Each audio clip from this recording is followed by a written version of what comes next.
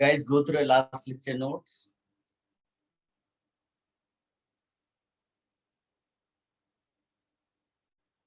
If you have any doubts, please ask.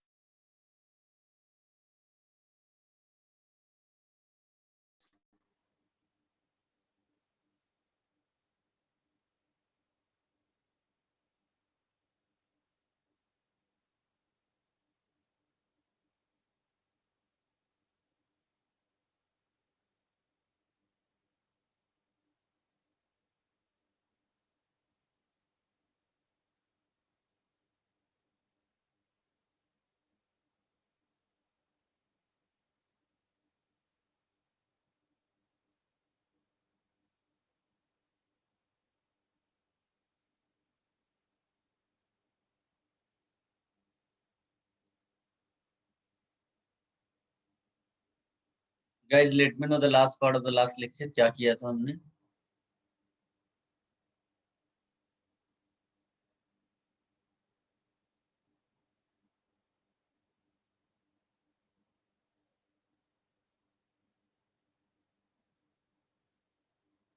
Sir, mechanism of SN1 reaction. अच्छा, mechanisms दोनों हमने कर ली थी SN1 SN2, right? Yes, sir. Okay.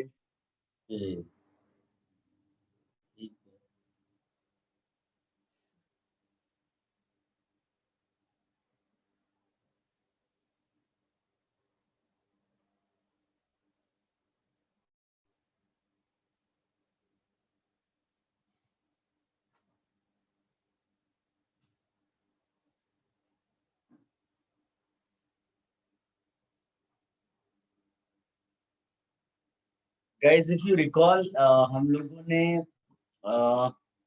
इसमें जब ये ऑप्टिकल आइसोमेरिज्म किया था, तो हम लोगों ने ऑप्टिकल आइसोमेरिज्म के टाइम पर एक कॉन्सेप्ट लर्न किया था, ऑप्टिकल प्योरिटी इन एंशियोमेरिक एक्सेस। उसका एप्लीकेशन यहाँ पर आता है।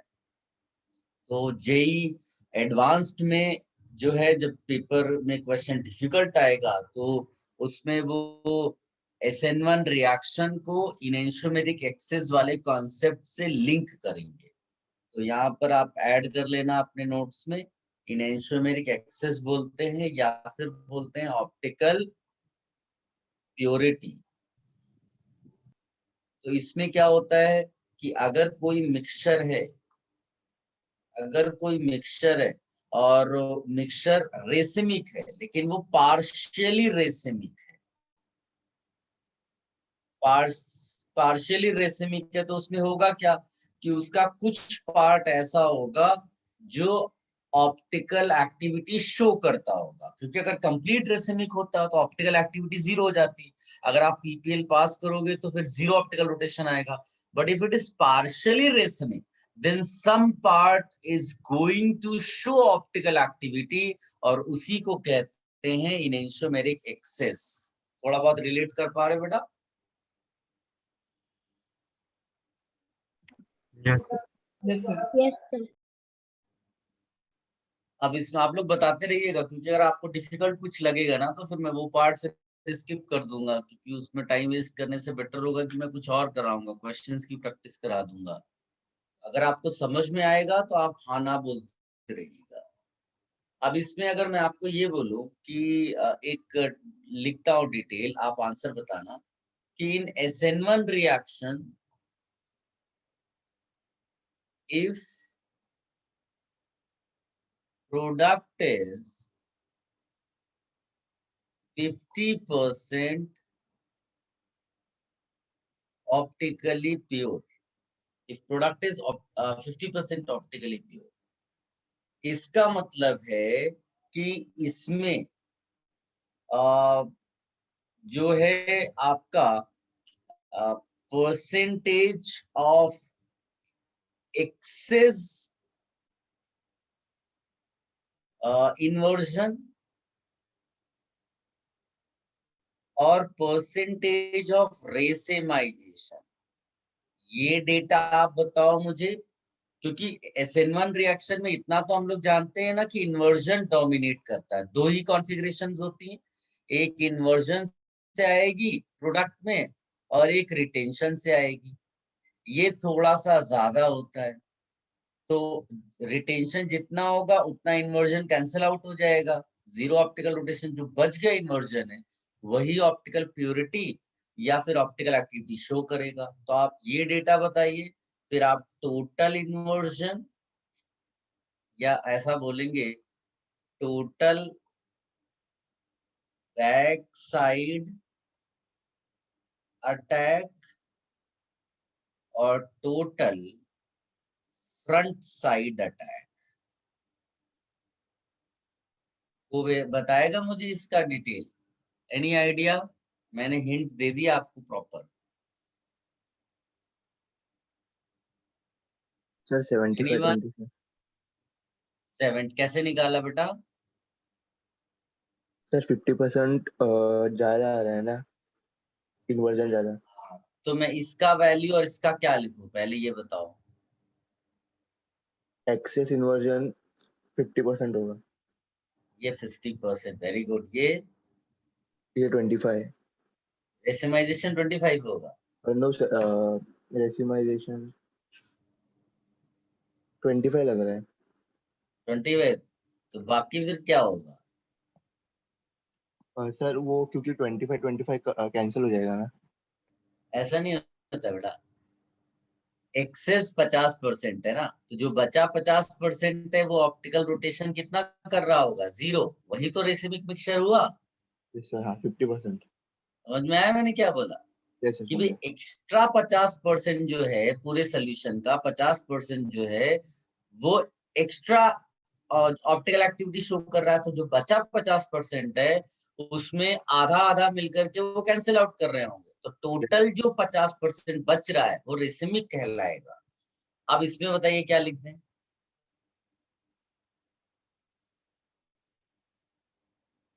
इधर और इधर कोई बताएगा? सर 75%। हाँ, क्योंकि अब आप बोलो इसमें कि भाई इसका 25 बैक साइड से आया होगा अटैक से, और ये 25 फ्रंट साइड से आया होगा, और इन्वर्जन बैक साइड रिजल्ट होता है। तो 50 प्लस 25 75% को बैक साइड अटैक करना पड़ेगा, और 25 मॉलिक्यूल्स को फ्रंट साइड अटैक करना पड़ेगा, तब जाकर के इस तरह का ऑप्टिकल प्योरिटी आएगा। तो ये देखिए कितना घुमावदार क्वेश्चन है, आपसे पूछा ये जाएगा, ये मैंने दे दिया है आपको। तो बड़ा केयरफुल होना पड़ेगा कैसा क्वेश्चन फ्रेम करके आएगा। एंड बट तुमने इतना सारा एनालिसिस किया है तो तुमसे क्वेश्चन डेफिनेटली एग्जाम में हो जाना चाहिए।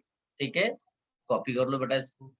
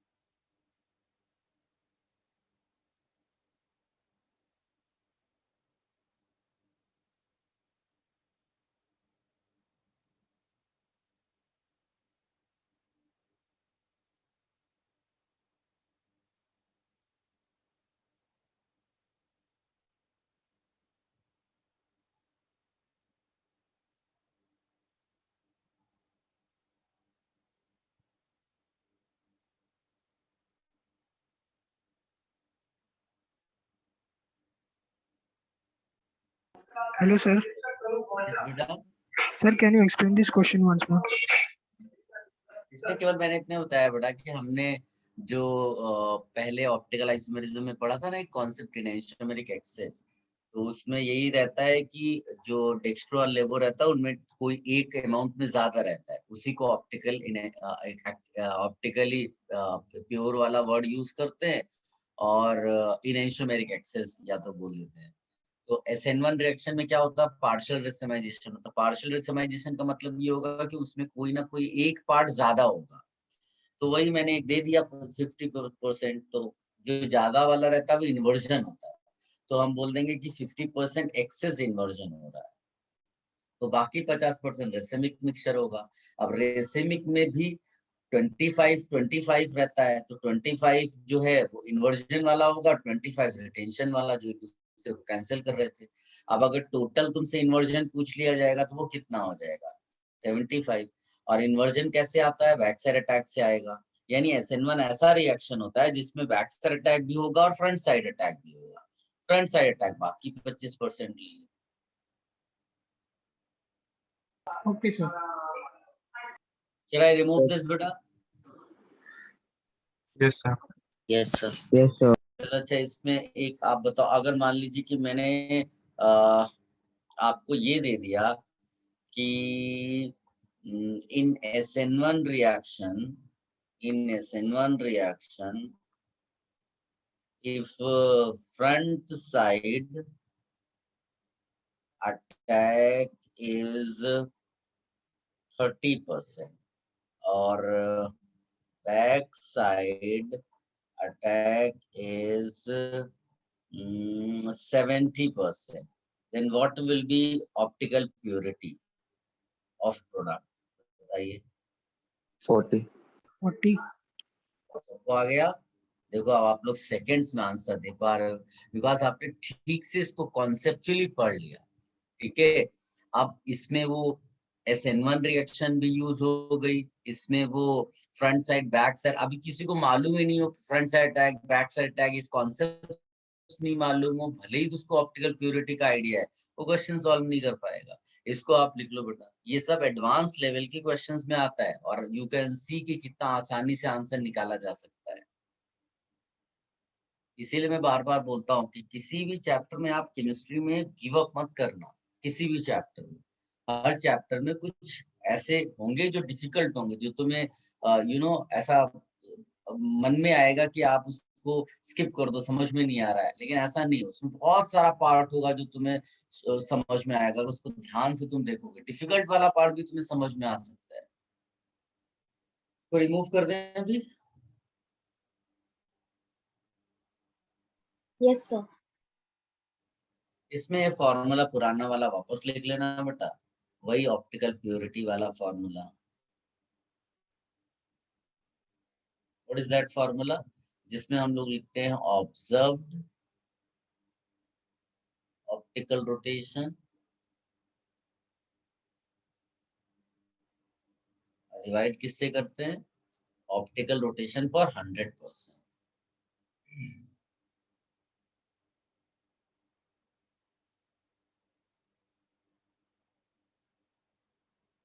इसको कॉपी कर लेना, इसी को इनएंशियोमेरिक एक्सेस भी बोलते हैं। सर यस बेटा, ये जो SN1 में होता है वो तो अप और डाउन होता है ना, तो front side attack back side attack उसको ही बोलते हैं। हाँ वो तो प्लेनर बन गया, तो उसमें दो साइड से अटैक हुआ, तो दो साइड से अटैक से दो प्रोडक्ट मिला, तो जब दो प्रोडक्ट को तुम ऑब्जर्व करोगे तो एक फ्रंट साइड वाला होगा और एक बैक साइड वाला होगा, रिएक्टेंट के पॉइंट से। ठीक है, ओके सर।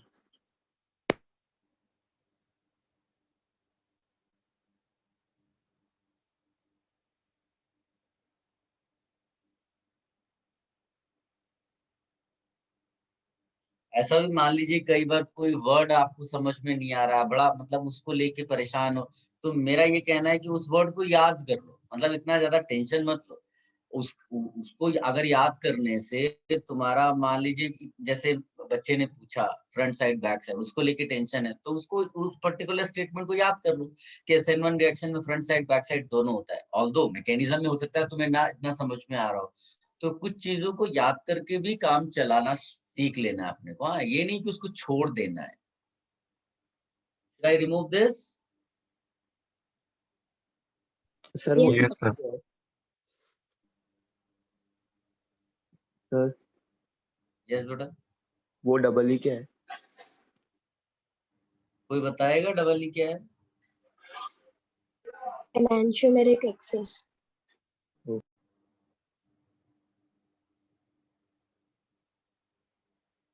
लिखेगा हेडिंग अभी फैक्टर्स। देखिए SN1 मैकेनिज्म हमने पढ़ ली, हमने SN2 मैकेनिज्म पढ़ ली। अब हमें एग्जाम में कैसे पता चलेगा कि कब SN1 यूज करना है, कब SN2 यूज करना है? वो तो एल्काइल हैलाइड दे देगा, वो न्यूक्लियोफाइल दे देगा, हमें कैसे पता चलेगा कौन सी मैकेनिज्म लगानी है? ठीक है, तो अब बहुत इंपॉर्टेंट पार्ट आने जा रहा है जो आपको क्वेश्चंस डायरेक्टली एग्जाम में देगा, उसके बेसिस पे एप्लीकेशन वाला पार्ट। तो लिखिएगा factors on which SN1 SN2 reactions depend.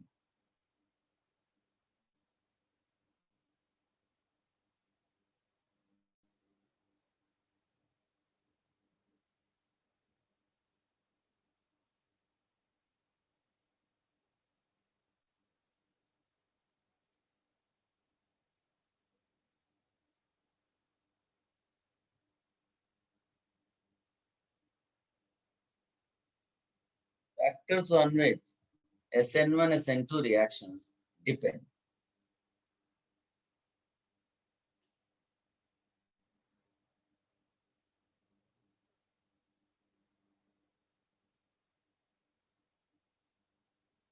देखिए अगर आप रिएक्शन को देखोगे तो एक आपके पास सबस्ट्रेट होता है,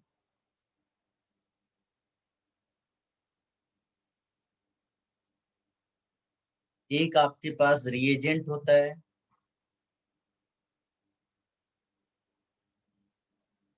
whose name here is nucleophile,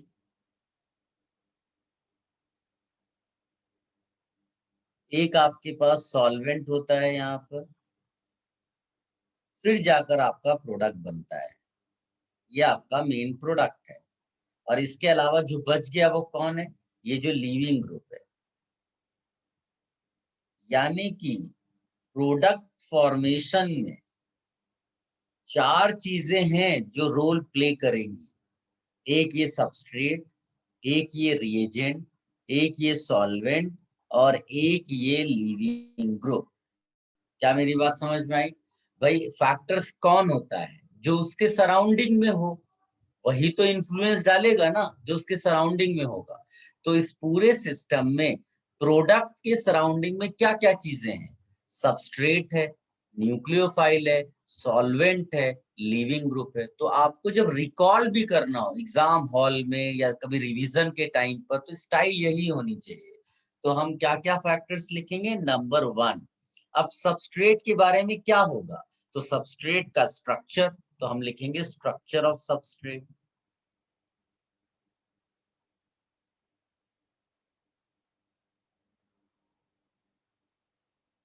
अब आता है दूसरा, जो रिएजेंट होता है वो अटैक करता है सबस्ट्रेट पे, क्योंकि उसको याद करो हम लोगों ने लिखा था reagent is that component which attacks the substrate.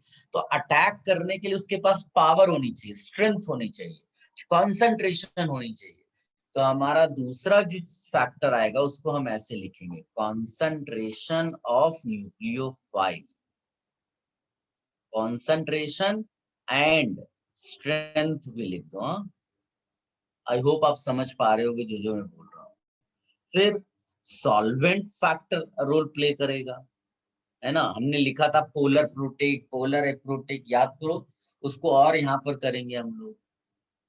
फिर हम लोग और क्या लिखेंगे? Leaving group. लीविंग ग्रुप किस टाइप का है? अगर लीविंग ग्रुप बोल देगा, अब इमेजिन करो ऐसी सिचुएशन है कि जो है एक बेंच पे जो है 4 लोग बैठे हुए हैं, तुम वहां पर पहुंचे, तुमने किसी से रिक्वेस्ट की कि भाई तुम हट जाओ, मैं बैठना चाहता हूँ, और उसने मना कर दिया।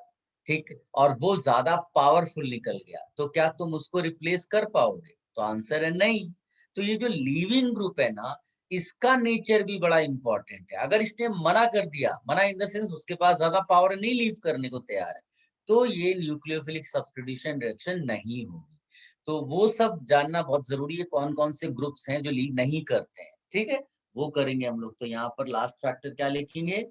Nature of leaving.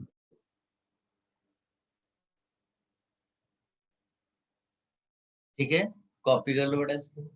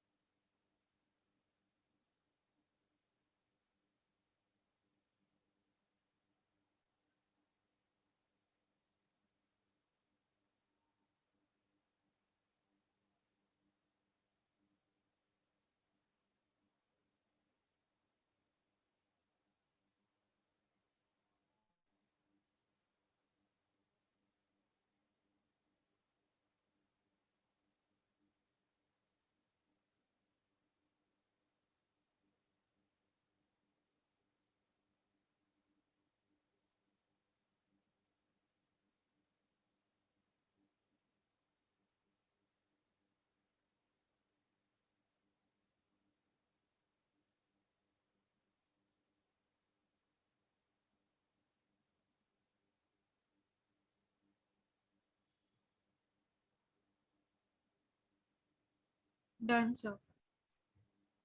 ओ, तो सबसे पहला फैक्टर लिखिएगा structure of substrate.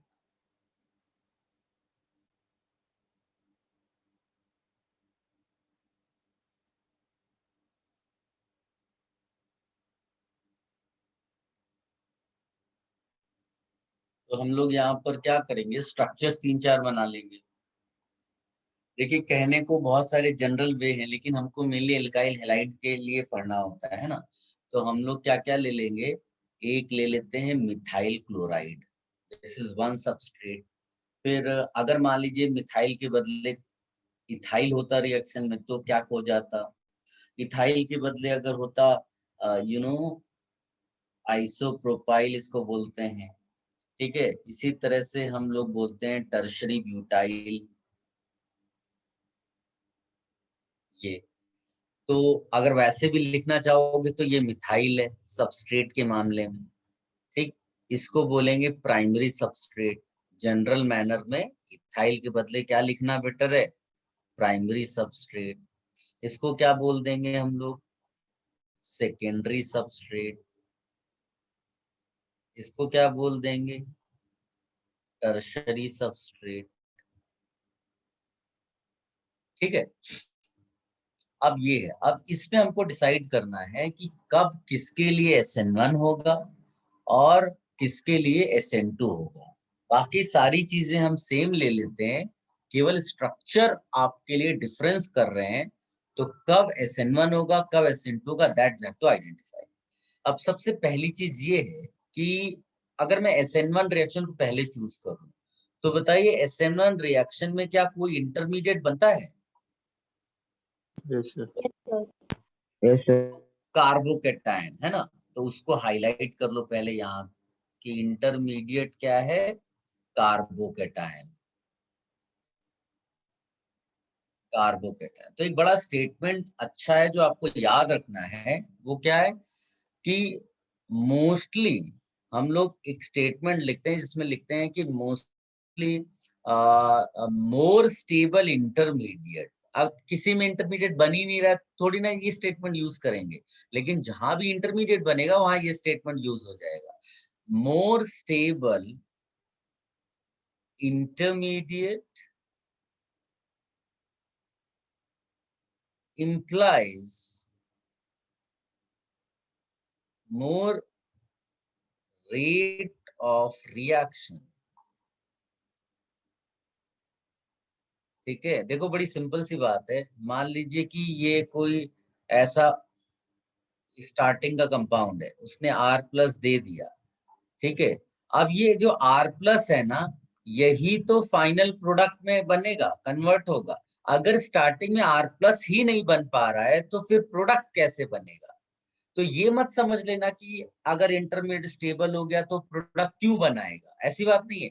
Intermediate stable होगा तभी तो वो बनेगा, और वो बनेगा तभी RNU बनेगा, यानी प्रोडक्ट बनेगा। इसलिए इसको जनरलाइज करके रट लेना है। क्या रटेंगे हम लोग कि more stable intermediate implies more rate of the reaction. किसी को इसमें कोई कंफ्यूजन, डाउट है बेटा? सर यस और नो बोल रहे नो सर। हो? ओके। तो अब हम लोग क्या करेंगे, सबके कार्बोकेटायंस लिखेंगे। तो जैसे पहले वाले केस के लिए कार्बोकेटायन क्या हो जाएगा, CH3 प्लस। दूसरे वाले के लिए क्या हो जाएगा, CH3 CH2 प्लस। तीसरे वाले के लिए क्या हो जाएगा, ये। चौथे वाले के लिए क्या हो जाएगा, ये। कार्बोकेटायन हाइपर कॉन्जुगेशन से और रेजोनेंस से, और चेक करते हैं हम लोग इंडक्टिव से। इसमें कहीं रेजोनेंस तो हो नहीं रहा है, सीधे हाइपर कॉन्जुगेशन और इंडक्टिव चेक करेंगे। तो सबसे ज्यादा ये वाला स्टेबल है भाई, 9 हाइपर कॉन्जुगेशन, इसमें 6 ही है, इसमें 3 है, इसमें 0 है। तो अगर मैं स्टेबिलिटी आपसे बोलूं कि अगर स्टेबिलिटी आपको लिखना होगा, तो ऐसे डायरेक्शन में जाएंगे तो स्टेबिलिटी इंक्रीज करेगी कि नहीं? Yes, क्लियर है? sir. Yes, sir. और हम ऊपर क्या लिखा है, more stable intermediate more rate of the reaction. तो अगर मैं तुमसे पूछूं कि बताओ SN1 के लिए रेट सबसे ज्यादा किसका होगा, तो तुम क्या बोलोगे? Tertiary substrate. यस बेटा। तो बाकी बच्चे भी इस पोर्शन को कॉपी कर लें। इसके लेफ्ट वाले हिस्से में हम लोग थोड़ा बहुत SN2 के लिए लिखेंगे।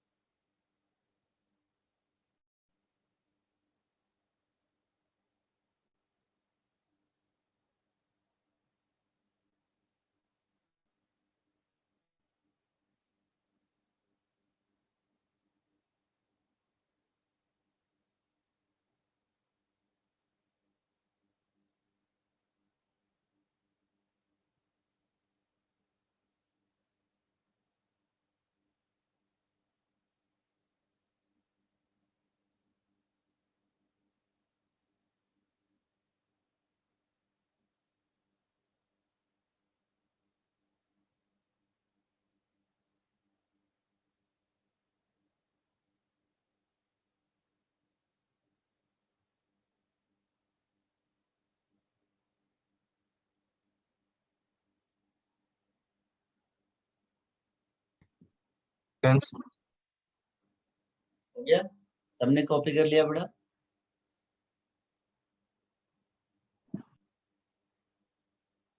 Yes, sir. ओके।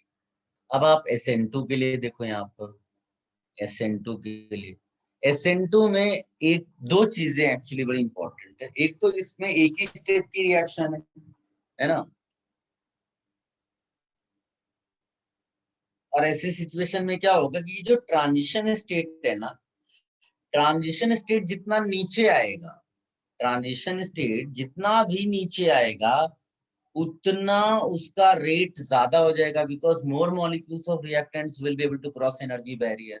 तो ज्यादा प्रोडक्ट मिलेगा, ज्यादा प्रोडक्ट मिलेगा तो रेट ज्यादा हो जाएगा। यानी एक फैक्टर इसका जो होगा वो ट्रांजिशन स्टेट स्टेबिलिटी, बट वो उतना इंपॉर्टेंट नहीं है जितना पहला फैक्टर है, जिसको हम लोग बोलते हैं क्राउडिंग, स्टेरिक इफेक्ट। देखो, जो तुम्हारा SN2 रिएक्शन है उसमें बैक साइड अटैक होता है ना? SN2 requires back side attack. तो अगर बैक साइड अटैक होगा तो मान लीजिए कि बैक साइड अटैक हुआ इस पे, तो ये क्राउडेड ग्रुप क्या बैक साइड अटैक अलाउ करेंगे? तो आंसर होगा नहीं करेंगे, है ना? तो नहीं करेंगे तो रेट क्या हो जाएगा? कम हो जाएगा। तो यहाँ लिख देते हैं, बल्कि groups will not allow backside attack. So rate decreases. तो अगर मुझे SN1 के लिए रेट लिखना है तो इन सब में किसके लिए SN1 का रेट सबसे ज्यादा होगा? Ethyl. तो आप ऐसे लिखेंगे, सॉरी SN2 के लिए, हाँ? ये आपको कॉपी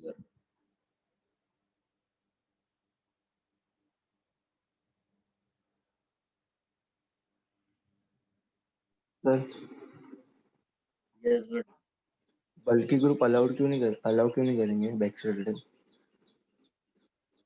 क्योंकि स्टेरिक रिपल्शन होगा ना बेटा। अगर मान लो कि जो है खूब मोटे मोटे लोग आ जाएंगे बेंच पे, तो क्या कोई और बेंच पे आ सकता है?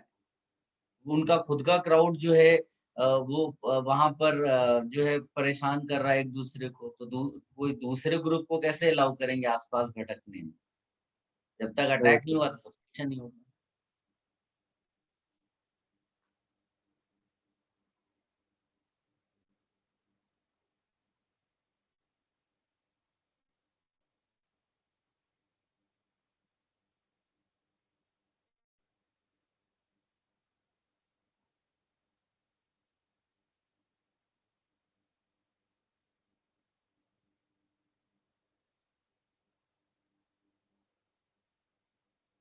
तो SN2 के लिए हम लोग क्या लिख सकते हैं बेटा? रेट का ऑर्डर क्या हो जाएगा इसके लिए?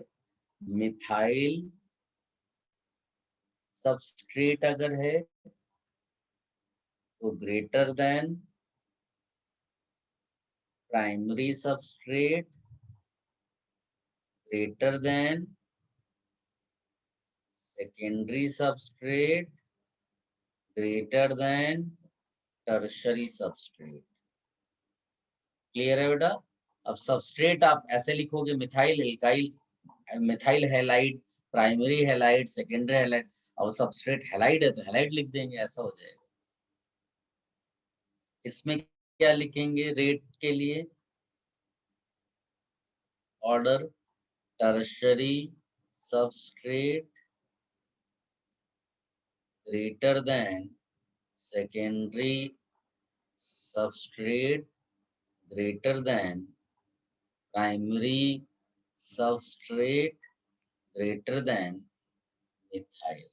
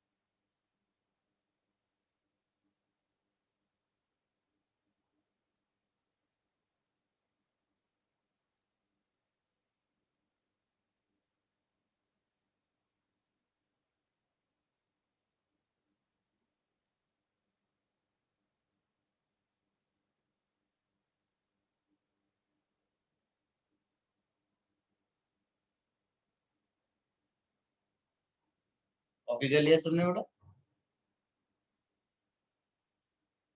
Yes, sir.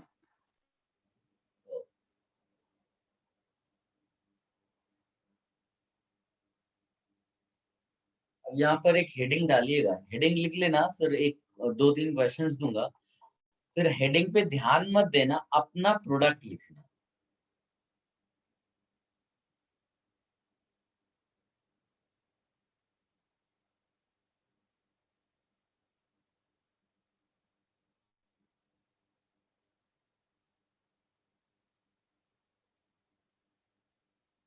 एक नॉर्मल स्टूडेंट जब प्रोडक्ट्स लिखने के बारे में सोचेगा तो यहाँ क्या क्या प्रोडक्ट्स आएंगे आपको वो लिखना है।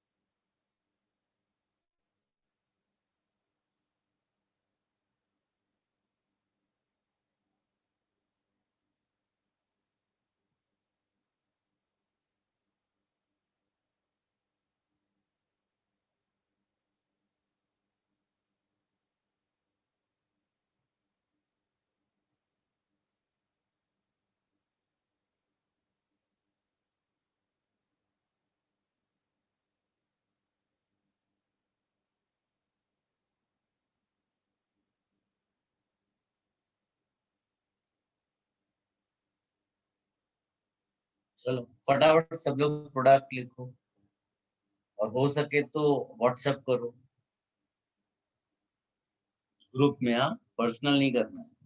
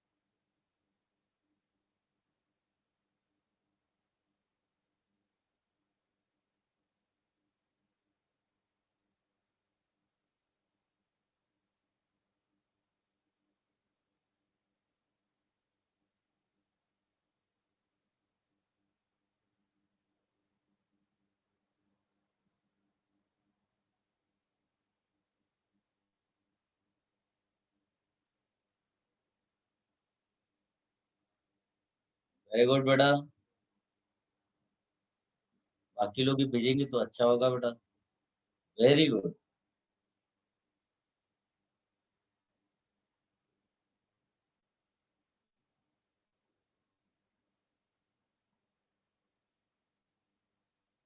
एक ही बच्चे ने भेजा है बेटा, बाकी लोग नहीं कुछ कर रहे हैं क्या?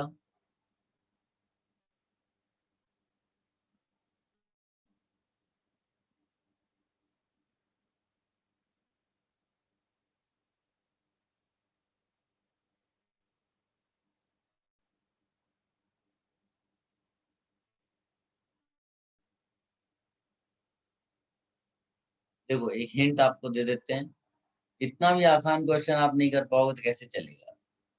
एक RCl है ना, SN1 रिएक्शन बोल रहा है तो सबसे पहले क्या बनाओगे? कार्बोकेटायन बनाओगे, है ना। फिर इस कार्बोकेटायन का अटैक किसने किसने अटैक किया बेटा? OH माइनस अटैक करेगा कि H2O अटैक करेगा? कोई बताएगा? OH minus. OH minus. ये गलती बहुत सारे बच्चे करते हैं, तो इस बात का ध्यान रखना कि गलती से भी तुम ये मत मान लेना कि H2O पहले H प्लस और OH माइनस में ब्रेक होगा, then OH minus will attack. This is wrong. ये जो ब्रेकिंग होती है ना, ये बहुत कम होती है। आयोनिक इक्विलिब्रियम फिजिकल केमिस्ट्री में जब हम पढ़ेंगे तो वो Kw का वैल्यू 10⁻14 होता है। तो ये जो वैल्यू है Kw, डिसोसिएशन कांस्टेंट इसको बोलते हैं, that is very very low. तो इसका मतलब जो OH माइनस की कॉन्सेंट्रेशन होती है ना, वो नेग्लिजिबल होती है। तो नेग्लिजिबल कॉन्सेंट्रेशन जो है ना, वो अटैक नहीं कर पाएगी। It is H2O which is attacking here because of its lone pair. H2O itself attacks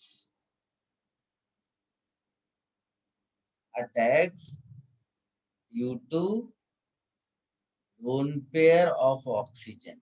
ये करके आप हाईलाइट भी कर लेना, है ना। ये एरर, ये मिस्टेक लोग करते हैं। तो हमारा जब H2O अटैक करेगा अपने लोन पेयर के थ्रू, तो एक खास बात इसमें और आएगी कि इसमें एक इंटरमीडिएट आपका बढ़ जाएगा। अगर OH माइनस होता तो डायरेक्ट लग जाता, लेकिन इसमें क्या हुआ, पहले H2O अटैच, इसको ऑक्सोनियम बोलते हैं। इसमें क्या प्रॉब्लम हो गई कि oxygen is having positive charge, electronegative element है, पॉजिटिव चार्ज उस पर स्टेबल नहीं होता है, इसीलिए इसको अपना H प्लस लूज करना पड़ता है। तो यहाँ से जब H प्लस हट जाएगा तो ये बनेगा RH। ये प्रोसीजर होता है, समझे ना।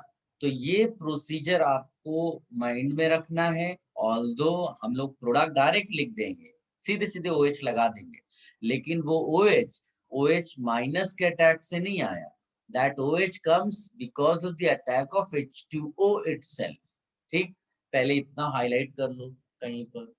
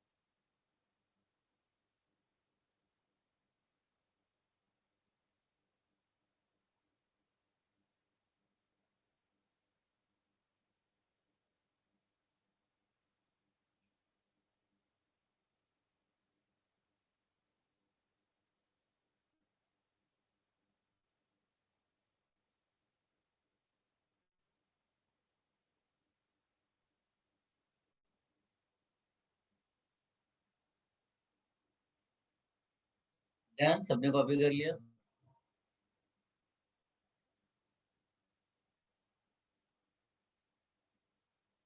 Yes, sir. देखो अब इसमें आते हैं, तो इसमें अगर उसी मेथड से जाएंगे तो पहले तो कार्बोकेटाइन बनाएंगे,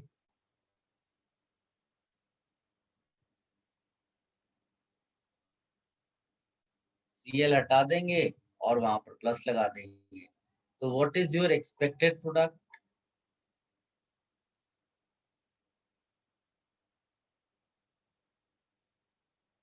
जहां पर कार्बन प्लस है वहां पर आप OH लगा दो। किसी बच्चे को कोई डिफिकल्टी प्रोडक्ट लिखने में? ये एक्सपेक्टेड प्रोडक्ट है ना, सब में इसी तरह कर लेंगे।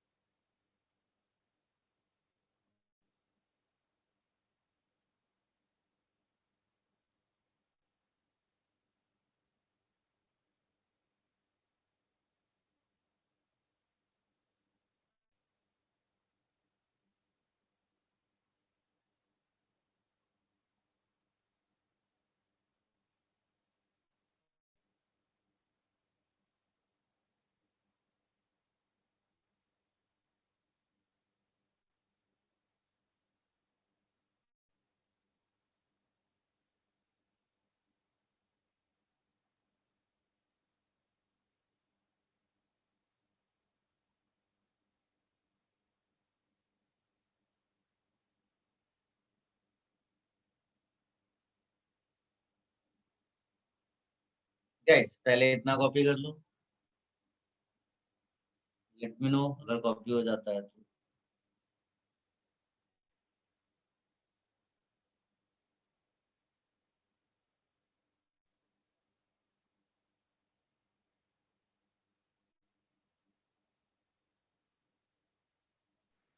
Done, sir.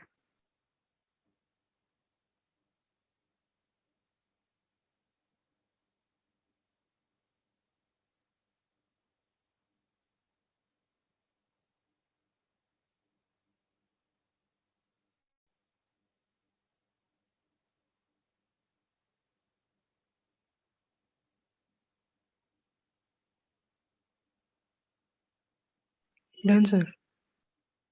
Done? आज अब आप इसमें लिखिएगा, एक बड़ा स्पेशल सा नोट है, लिखिएगा। whenever carbocation is formed, whenever carbocation is formed, whenever carbocation is formed as an intermediate,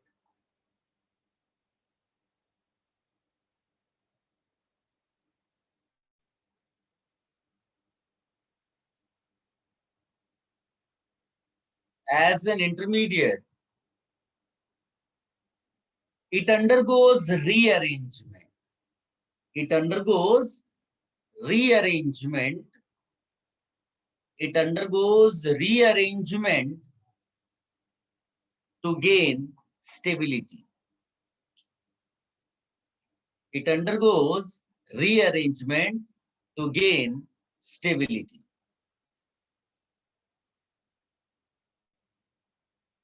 It undergoes rearrangement to gain stability.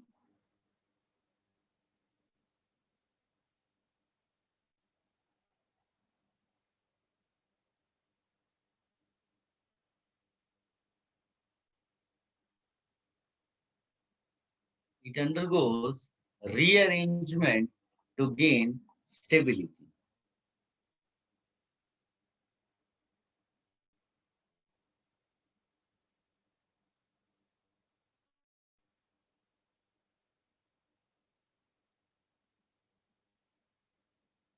लिख लिया सबने?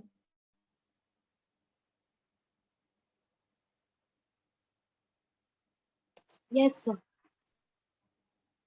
इसमें सबसे बड़ी और इम्पोर्टेंट बात ये है कि जो कार्बोकेटायन होता है ना, कार्बोकेटायन हाईली अनस्टेबल होता है। तो हाईली अनस्टेबल होने की वजह से क्या, क्योंकि इस पे ऑक्टेट इनकम्प्लीट है, पॉजिटिव चार्ज दिख रहा है आपको सामने, तो ये अपने नेबरिंग ग्रुप से जो है हेल्प लेगा। किस टाइप की हेल्प लेगा? क्योंकि इसको इलेक्ट्रॉन चाहिए। तो अगर इसको इमीडिएट इलेक्ट्रॉन नहीं मिलता है तो ये जो है हो सकता है बनने ही नहीं। और अगर बन रहा है किसी भी तरह से तो इसको इमीडिएट हेल्प चाहिए। तो इमीडिएट हेल्प कौन करेगा? जो इसके नेबर्स होंगे। इसके नेबर्स में कौन होगा? यहाँ पर देखो, ये कार्बन है इसका नेबर, और इधर एक कार्बन इसका नेबर है। अब नेबर कैसे हेल्प करता है? तो नेबर जो है उसके अपने ग्रुप्स होते हैं। जैसे मैं पहले वाले के लिए एग्जांपल ले लूं, पहले वाले का कार्बोकेटाइन क्या है, ये तो मैं अच्छे से आपको बता रहा हूँ सो दैट आपको फ्यूचर में कभी भी कार्बोकेटाइन के रीअरेंजमेंट में कोई इशू ना आए। ये अब CH प्लस का नेबर 2 है, ये वाला कार्बन और ये वाला कार्बन। अब इसको थोड़ा सा ओपन करके लिख दो, ये इसको भी थोड़ा सा ओपन करके लिख दो, ऐसा। तो नेबर हेल्प कैसे करता है? तो नेबर जो है ना अपना एक ग्रुप इलेक्ट्रॉन पेयर यानी बॉन्ड पेयर के साथ डोनेट कर देगा इस कार्बन को। तो यहाँ पर इसके पास ये 3 हाइड्रोजन एटम्स है डोनेट करने के लिए, और ये वाला जो है 2 मिथाइल ग्रुप्स है, 2 में आइडेंटिकल है, कोई एक दे सकता है और एक हाइड्रोजन इसके पास है देने के लिए। तो कोई बता सकता है क्या कि कौन सा नेबर, लेफ्ट वाला नेबरिंग कार्बन या राइट वाला नेबरिंग कार्बन इसकी हेल्प कर पाएगा इसको स्टेबलाइज करने में? Anyone, any guesses? लेफ्ट वाला sir. लेफ्ट। लेफ्ट वाला। क्यों नहीं राइट वाला?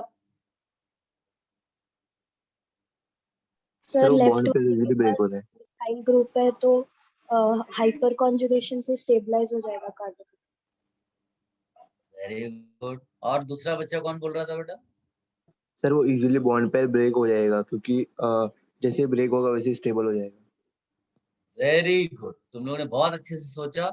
तो इसमें सबसे इंपॉर्टेंट चीज क्या होती है कि next carbocation should be more stable than previous या this one, जैसा भी आप लिखना चाहें। तो मतलब यहाँ पर हमारे पास ऑप्शन था कि इधर से H दे दो, इधर से H दे दो, इधर से मिथाइल। तो जो होगा वो एक्चुअली में ये होगा 1,2, इसको 1,2 हमेशा 1,2 लिखते हैं। आजू बाजू वाले कार्बन को 1,2 बोलेंगे। ये कोई IUPAC वाला 1 2 3 नहीं है। ये केवल ये दिखाने के लिए है कि एडजेसेंट है, नेबरिंग कार्बन एटम्स एक दूसरे के हेल्प करते हैं, तो उसको 1,2 बोलते हैं। ठीक। तो जैसे आपने बोल दिया कि हमारे पड़ोसी ने हमारी हेल्प की, तो पड़ोसी लेफ्ट में भी हो सकता है, राइट में भी हो सकता है, बोलते उसको पड़ोसी। वैसे यहाँ पर तो हम बोलेंगे 1,2 हाइड्राइड शिफ्ट। क्या यूज करते हैं वर्डिंग्स? 1,2 hydride shift. तो इधर से ये H निकाल के इसको दे देते हैं, वो स्टेबल हो गया। लेकिन ये वाला कार्बोकेटायन बन गया। तो तुम्हें केवल इतना चेक करना पड़ता है कि जो नया कार्बोकेटायन बन रहा है वो पहले वाले कार्बोकेटायन से ज्यादा स्टेबल है कि नहीं। अगर ज्यादा स्टेबल है then rearrangement will occur, if less stable then rearrangement will not occur. ठीक है, ये बड़ी सिंपल सी चीज है। रीअरेंजमेंट वही होगा जहां पर ज्यादा स्टेबल कार्बोकेटायन मिल रहा हो। अच्छा, जरूरी नहीं कि रीअरेंजमेंट एक ही बार हो, फिर रीअरेंजमेंट हो सकता है। फिर आप चेक कर लो क्या ये लेफ्ट में जा सकता है प्लस, आंसर है नो, क्योंकि लेफ्ट में प्राइमरी कार्बोकेटायन मिल जाएगा। क्या राइट में जा सकता है? राइट में वापस वही मिल जाएगा, तो उसका कोई फायदा नहीं है। तो ये जो आपको मिला इस टाइम पर, फॉर्चुनेटली एक ही बार में मिल गया, तो this is the final most stable carbocation.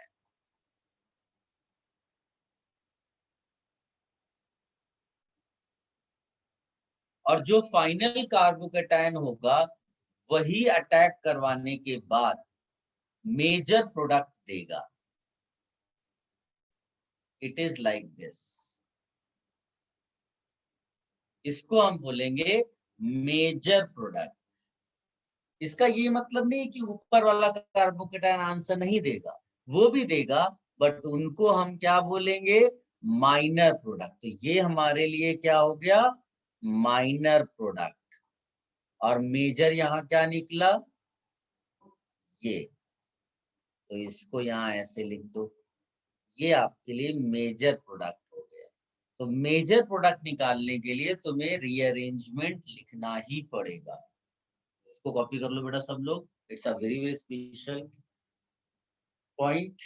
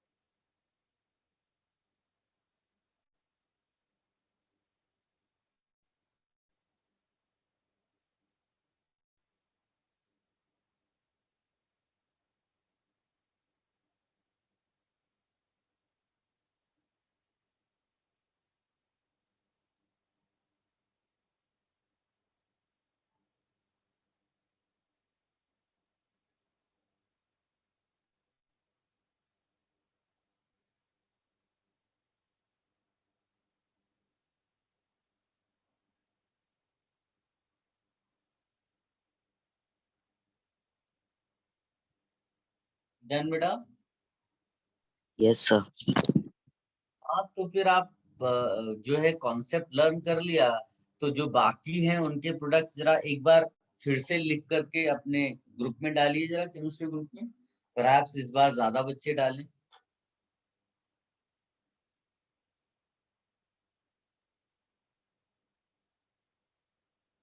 और एक स्टूडेंट जरा डाल दे इस तरह से। याद रखना इस बात को, एक मैं लिख भी देता हूँ यहाँ पर, कि जब हम ये स्टेटमेंट लिखते हैं ना कि रीअरेंजमेंट अकर्स इन कार्बोकेटायन, तो वहां लिख देना डिफरेंट रीअरेंजमेंट्स क्या क्या हो सकते हैं। 1,2 हाइड्राइड शिफ्ट हो सकता है, 1,2 मिथाइल शिफ्ट हो सकता है, 1,2 इथाइल शिफ्ट हो सकता है, इस तरह की पॉसिबिलिटीज हैं। हाँ, 1,2 फिनाइल शिफ्ट हो सकता है। तो ये अलग अलग हैं, लेकिन हर किसी बार बोलते हैं 1,2 1,2, ऐसा नहीं मत कर देना खाली H माइनस शिफ्ट होता है। कोई भी ग्रुप शिफ्ट हो सकता है, उसका क्राइटेरिया केवल इतना है कि जो नया कार्बोकेटायन मिले वो पुराने वाले कार्बोकेटायन के कंपैरिजन में ज्यादा स्टेबल हो। ये आप हाईलाइट कर लें। अब फटाफट भेजो।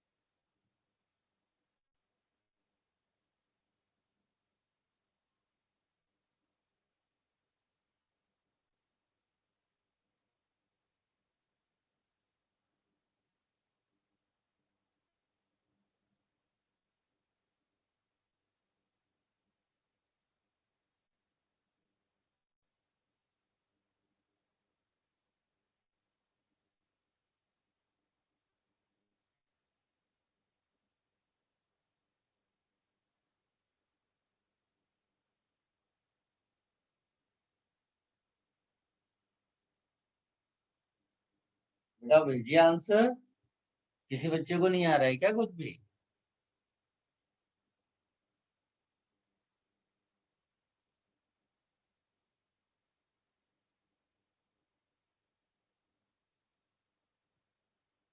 किसी बच्चे को नहीं आएगा तो फिर स्किप कर दूंगा ऐसी चीजें। सर 2 मिनट सेंड कर।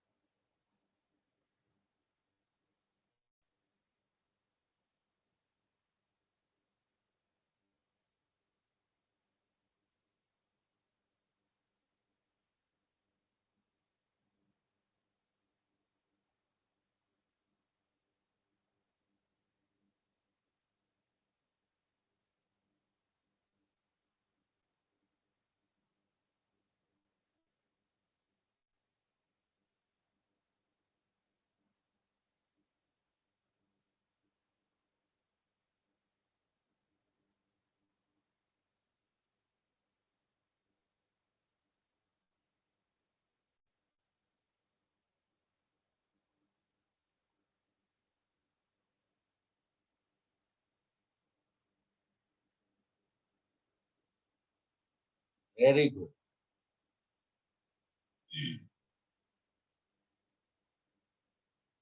Very good. वेरी गुड, बहुत अच्छा सोचा सबने।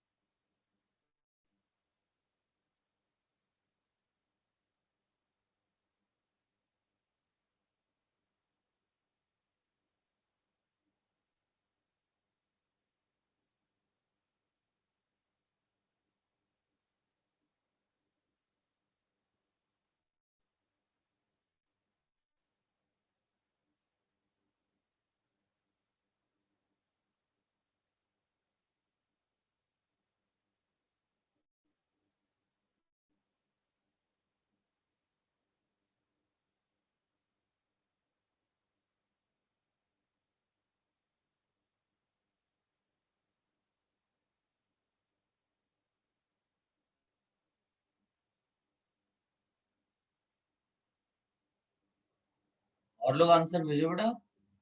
2 बच्चों ने केवल आंसर भेजा है।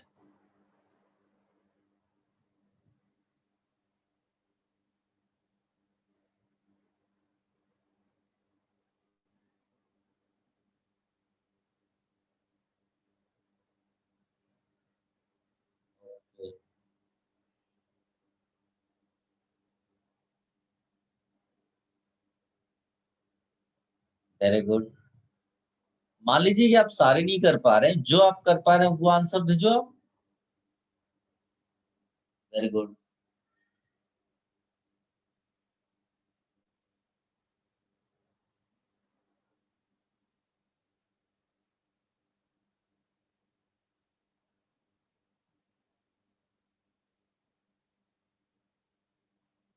सबने सोच लिया हो तो डिस्कशन कर सकते हैं।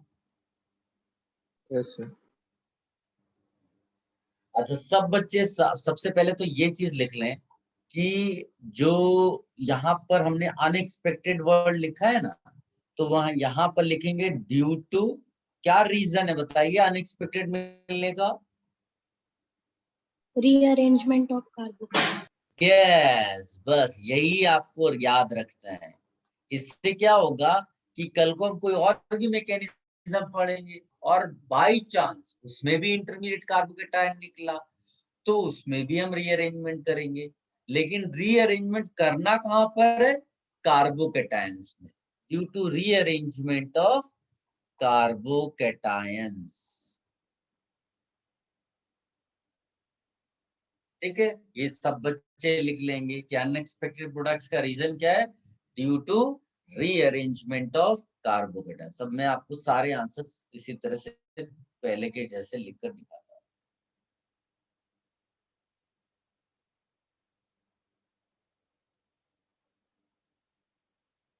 सेकेंड क्वेश्चन के लिए ये है, आप पहला कार्बोकेटाइन आप ये बनाओगे, फिर इसमें हम लोग क्या लिखेंगे एरो के ऊपर, 1,2 मिथाइल शिफ्ट। ये हो जाएगा CH3 प्लस CH3 ये एक सेकेंडरी कार्बोकेटाइन है, इसके नीचे टर्शरी। इससे क्या फ्यूचर में जब रिवाइज करोगे, it will be easy for you to understand कि क्यों रीअरेंजमेंट हुआ। ठीक है, ये हो गया। अब इसमें सीधे सीधे आप OH डाल दो, H2 अटैक करेगा, लेकिन वो सब प्रोसीजर एक स्टेप बढ़ जाता है, लेकिन हम लोग इसको डायरेक्ट ऐसे लिखते हैं। लेकिन अगर उसने मान लो पूछा होता मैकेनिज्म, तो हम पूरा स्टेप्स दिखाते, पहले अटैक दिखाते, ऑक्सोनियम बनाते, फिर H+ को हटाते, बट यहाँ डायरेक्ट लिख दो। ठीक है, ये आपका एक प्रोडक्ट हो गया, इसको कॉपी कर लीजिए। फिर नेक्स्ट क्या था थर्ड वाले में, CH3 CH3 CH3 CH2 Cl, इसको बोलते हैं नियोपेंटाइन, है ना। तो इसका जब कार्बोकेटाइन बनाएंगे तो ऐसा है। ऑफ कोर्स यहाँ पर भी अगर 1,2 मिथाइल शिफ्ट करा दें, तो इसमें भी ये प्राइमरी कार्बोकेटाइन है बता।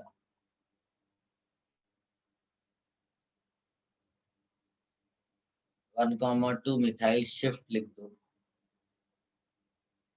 तो ये हो जाएगा CH3 प्लस CH2 ठीक। अब इसमें H2O का attack,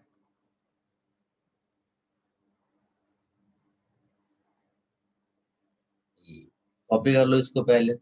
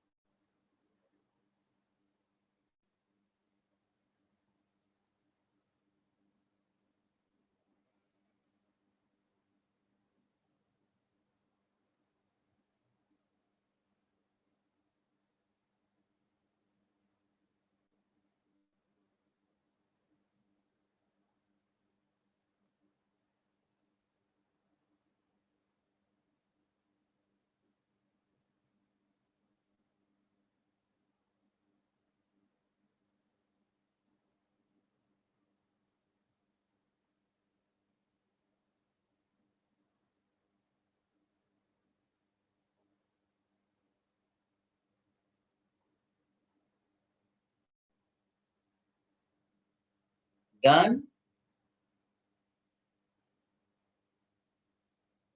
Yes, Yes, sir. 1 minute.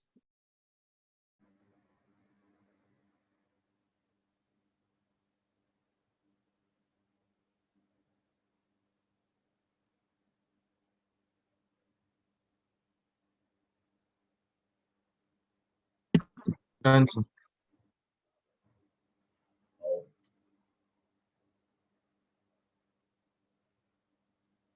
देखो, जो लास्ट क्वेश्चन मैंने लिखा था वो एक स्पेशल क्वेश्चन है, इसको आप स्पेशल करके डाल दो। उसमें क्या था ये, तो अगर तुमसे कोई बोलेगा पहला कार्बोकेटाइन क्या होगा, तो it is very easy for you to write, भाई Cl हटा दो और उस कार्बन प्लस दे दो। क्लियर है? जब भी तुम्हें ऐसा चीज मिले तो थोड़ा सा रुकने की जरूरत है, सोचने की जरूरत है। याद रखना ये रिंग है और रिंग के बाहर एक कार्बन है और कार्बन पे प्लस है। यही सिचुएशन है कि नहीं बेटा? सबको ये चीज समझ में आई मैंने जो सामने बना दिया? Yes, sir. Yes sir. Ring की खास बात क्या होती है कि रिंग में स्ट्रेन होता है, मानते हो कि नहीं? Yes yes sir. सर। अब आप रिकॉल करो, हम लोगों ने रिंग स्ट्रेन थियरी जब पढ़ी थी तो उसमें सबसे ज्यादा स्टेबल कौन निकला था? किसका स्ट्रेन 0 आया था? कौन सी रिंग का? साइज क्या था उसका? Cyclohexane. साइक्लोहेक्सेन। यस। तो हम लोग लिखेंगे स्टेबिलिटी। हम लोग स्टेबिलिटी में क्या लिखेंगे कि भाई साइक्लोहेक्सेन जो है सबसे ज्यादा स्टेबल होता है, साइक्लोपेंटेन उससे पहले, साइक्लो ब्यूटेन, ऐसा। तो 2-3 रिंग इस तरह से लिख दो। और अगर उल्टा भी चलोगे ना तो भी साइक्लोहेक्सेन लिखा जाएगा, मतलब साइक्लोहेप्टेन। मान लीजिए मैंने साइक्लोहेप्टेन लिखा तो भी साइक्लोहेक्सेन। यानी कि सब तरफ से कौन सी रिंग ज्यादा स्टेबल मिली? साइक्लोहेक्सेन। साइक्लोहेक्सेन। तो ये बड़ा इंपॉर्टेंट कॉन्सेप्ट है कि रिंग जो है ना वो अपना स्ट्रेंथ कम करना चाहेगी। तो अगर अपॉर्चुनिटी उसको मिलती है, कैसी अपॉर्चुनिटी?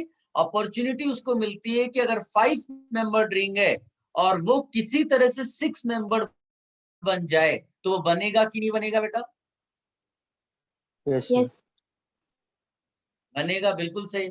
उसी तरह से अगर मान लो कोई 7 मेंबर रिंग है और उसको अपॉर्चुनिटी, देखो मैं वर्ड यूज करा अपॉर्चुनिटी, ऐसा भी नहीं होना चाहिए अपनी मर्जी से लिख दिया, उसको अपॉर्चुनिटी मिलनी चाहिए उस चीज की, तब जाकर वो कन्वर्ट होगा। तो वही चीज मैं यहाँ लिख रहा हूं। क्या लिख रहा हूं मैं? कि to gain stability, to gain stability और टू रिलीज स्ट्रेन, रिंग में expand और में कॉन्ट्रैक्ट। क्या आप ये बात समझ पाए बेटा? Yes sir. तो अगर कभी ऐसी सिचुएशन आती है जैसे यहाँ पर कि अच्छा एक्सपैंड कब करेगा, ये चीज ध्यान दो। एक्सपैंड कब करेगा? एक्सपैंड तब करेगा जब रिंग के बाहर कार्बन पे प्लस हो, तो रिंग अपने को एक्सपैंड करेगा। और अगर रिंग के अंदर ही प्लस है और वो 7 मेंबर्ड है तो अपने आप को 6 मेंबर ले जाने के लिए कॉन्ट्रैक्ट करेगा वो। ऐसा, इसको कॉन्ट्रैक्शन कहते हैं। ये कॉन्ट्रैक्शन है और ये क्या है? एक्सपेंशन। ठीक है? ये चीजें तुम्हें और ज्यादा समझ में आएंगी जब मैं एग्जांपल्स लूंगा। इसके एग्जांपल्स कम मिलते हैं तो इसको इग्नोर कर सकते हो, ये वाले को आपको अच्छे से देखना है। पहले इतना कॉपी कर लो बेटा।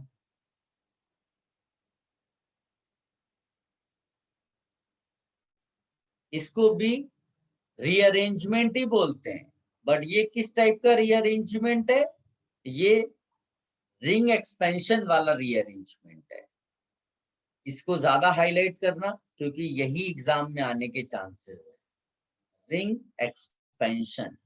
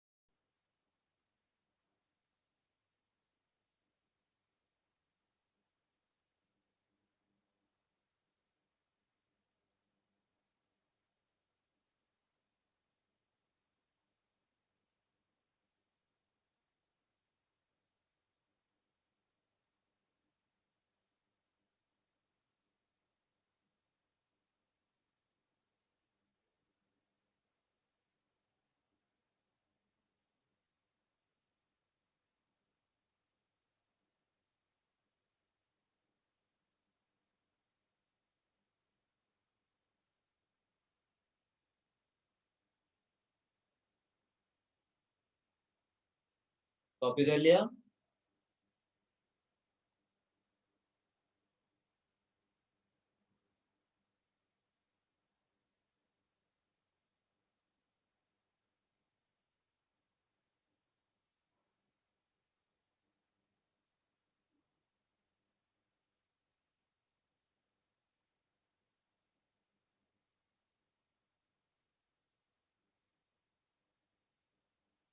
Yes, sir.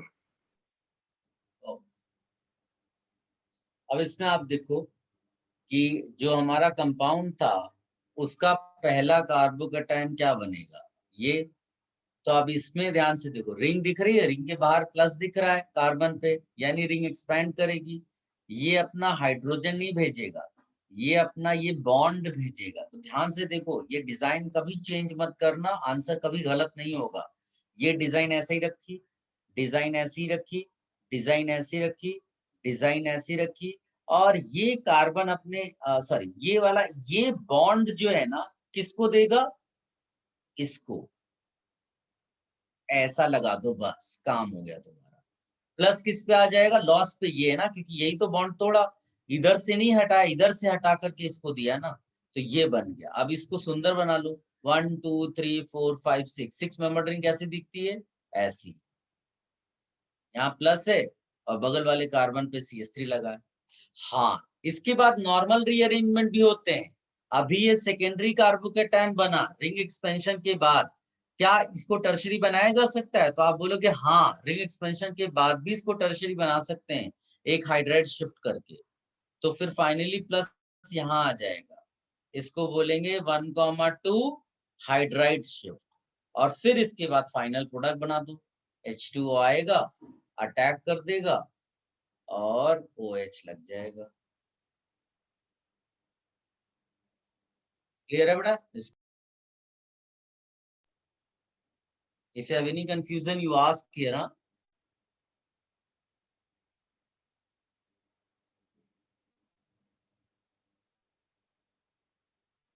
सर वो पॉजिटिव ऊपर क्यों आया?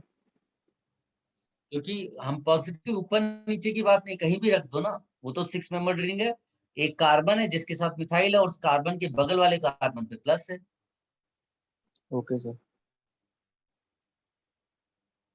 रीअरेंजमेंट कितनी भी बार हो सकता है, खाली ये है कि नेक्स्ट वाला कार्बोकैटायन ज्यादा स्टेबल होना चाहिए।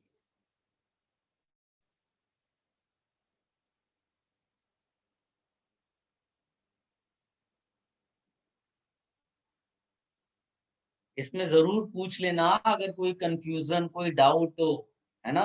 हमने सबसे पहले क्या चीज सोची, रिंग एक्सपेंशन, वो हमेशा पहले सोचना है। उसके बाद अगर फिर अपॉर्चुनिटी मिलती है तो नॉर्मल रीअरेंजमेंट से और स्टेबल हो जाएगा, ऐसा सोचना।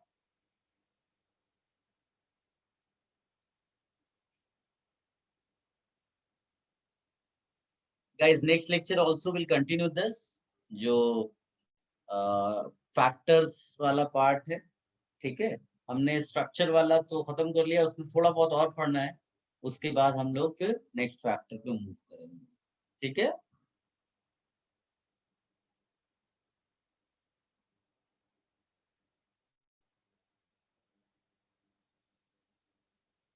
आज सबसे इंपॉर्टेंट चीज हमने लर्न की, रीअरेंजमेंट इन कार्बोकैटायन।